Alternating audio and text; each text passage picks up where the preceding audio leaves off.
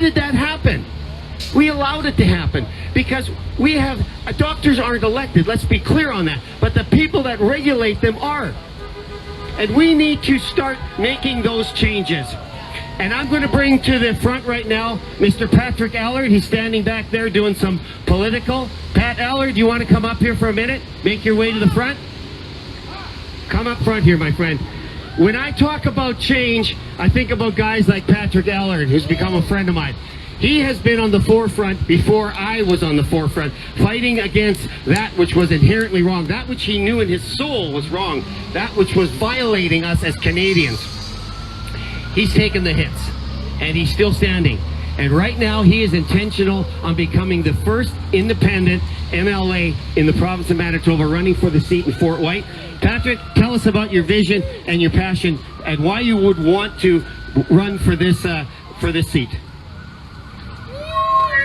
Well, I think that's a pretty easy question to answer. Why would I run in an election? Because that's the solution. I've always been one for solutions. We can, bitch and moan and complain and talk about all the stuff we all know about already. It's great to get you guys together to do that, but we have to talk about solutions. And my solution is running in elections. We need to run people at the school trustee level. We need to run people. Well, Bowman is stepping down in October. He's no longer the mayor. Let's give him a round of applause for stepping down and not running for re-election. All the city councilors are up for election. Terrible mayor. So if anybody's interested in running as a city councilor in their riding, I'll help you. If anybody's interested in running as a school trustee, I will help you. It's a very easy seat to grab, these school trustee seats, and we can do it. And that's how we take back our education system. How do I take back the legislature system, the legislature? Running as an MLA for a seat at the table. Because none of them in that building, there's 53, 58, whatever it is, MLAs, how many of them have returned your calls? How many people have called an elected representative in the last 2 years? Come on, I want to see everybody's hand up. And how many got a call back? You have to call and email and call and email. Our elected officials are not approachable. You can't reach them. You talk to their secretary. I sent out about 8,000 flyers to the neighborhood of Fort Whyte. Every single one of them has my personal cell number on there. Because the people of Fort Whyte need to be heard. They need to talk to someone. And that's all I want to do, is I want to listen to people. I want to respect people no matter what their views are, and I just want to give them their voice back. And running as an independent, as an MLA, I could do that. What does it say on the back of my jacket? I'm representing you, not a party. So if anybody who's watching this, I know the Free Press came, took their couple snippets and they left. I try not to talk to them anyways. But there's a couple streams here. So if anybody's watching from the Fort Whyte neighborhood, reach out to me. Let's see how we can get your voice into legislature. People need to run as an MP.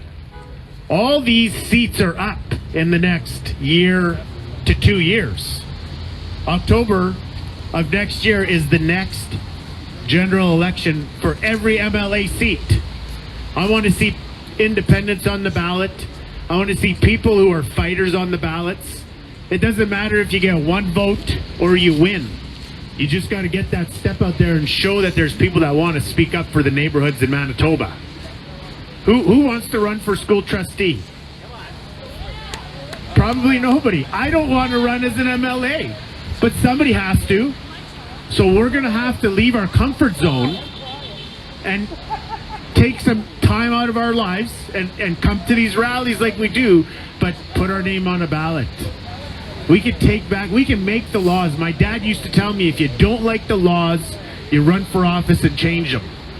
And that's exactly what I'm going to do. At the provincial level, one of my solutions is to get rid of that seat that Roussin holds, the Chief Medical Officer of Health. It should be a committee of 3, 5 people, and they need to present their ideas to the elected members of the Legislative Assembly. So we can have a discussion about what they're proposing. Not just rubber stamp everything one unelected bureaucrat has to say. We need input. Patrick Allard. Our He's Charter of running Rights for and Freedom Fort Whyte. says Fort Whyte that our is a rights can be Independent limited under MLA. Section 1 in a free and democratic society. That means we need to be able to be heard. We need to be able to speak. We need to have input. Our elected representatives have no input on how these health orders are drafted. All that Dr. Roussin needs, as per Manitoba, the Manitoba Health Act, is to have a belief that there's a public health threat. A belief. We don't know what's in his head. You don't know what someone's beliefs are. At a certain point, that those beliefs need to be proven with facts. What are you looking at? If you want to limit social gatherings to 5 people, if you want to tell people to stay away from their family at Christmas, show us why you're saying that. Show us this evidence, the facts, the stats. What are you looking at? That's our paperwork. We own that paperwork. We need to see. We're adults here. We're good enough to vote, but we're not good enough to make the decisions for ourselves. Give us the science. Tell us there's something going on. We can weigh that risk-benefit balance. He's like a Facebook fact checker. And see if we're prepared to go out and meet with our friends and have Christmas gatherings and whatever else we weren't supposed to do. I don't really know, because the health orders never applied to me. And I certainly hope you didn't let them apply to you.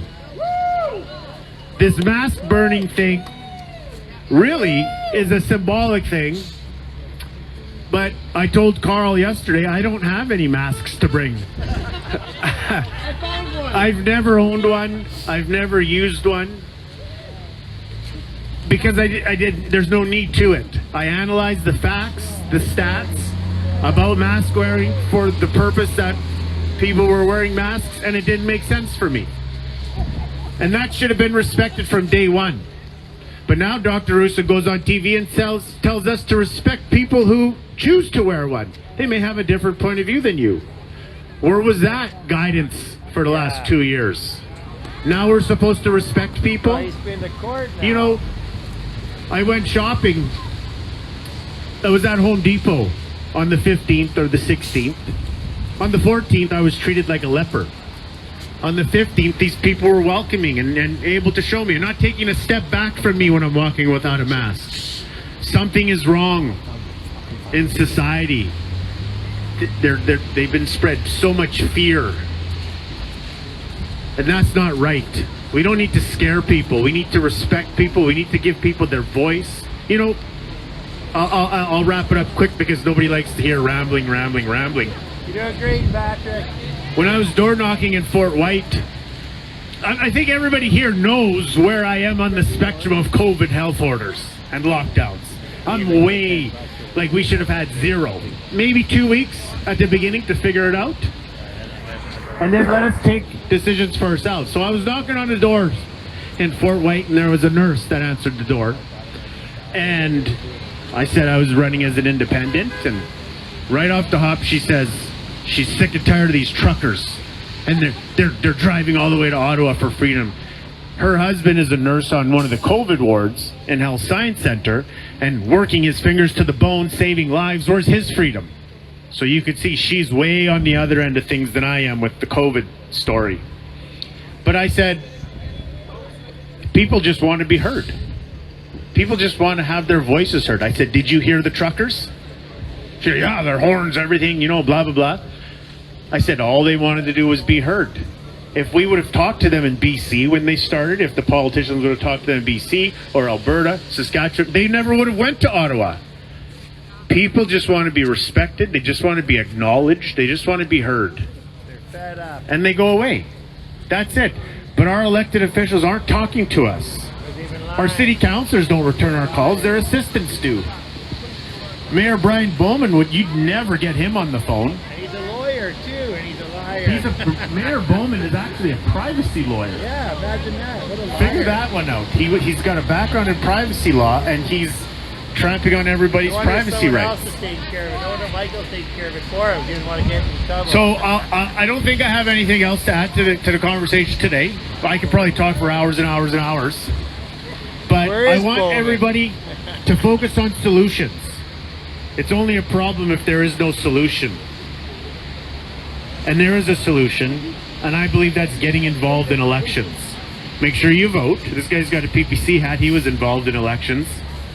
So put your name on the ballot as a school trustee, and you're not alone. An MLA or city councilor or mayor or whatever it may be, and I'll help you get there. And there's a team of people who are willing to help you, to help us, right? But I don't want anybody doing it for selfish reasons. You got to be in it for the people. The people that vote for you you're their voice, and that's how it's supposed to be. And that's what I'm trying to do. Make politics great again, I guess. All right. Patrick.